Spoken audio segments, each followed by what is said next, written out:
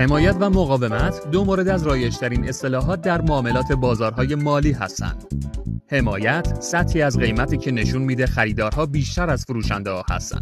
به عبارت دیگه تقاضا از عرضه بیشتره. لطفاً به این مثال توجه کنید. حمایت همیشه زیر قیمت فعلی بازاره. از طرف دیگه مقاومت در نمودار یک سطح قیمتیه که نشون میده فروشندگان بیشتر از خریدارها قدرت دارند. یا بهتر بگیم عرضه از تقاضا بیشتره. مقاومت همیشه بالاتر از قیمت فعلی بازاره. موضوع اینه که وقتی بازار روندار باشه همه چیز به همین سادگی نیست. برای مثال در طول یک روند نزولی حمایت‌های مقطعی کف‌ها رو به وجود میارن، اما چون در نهایت عرضه بر تقاضا غالبه این کف‌ها شکسته میشن. همچنین در طول روند صعودی مقاومت‌ها تشکیل میشن، اما چون جریان اصلی تقاضا قوی تره این مقاومت‌ها شکسته میشن و قیمت به رشدش ادامه میده.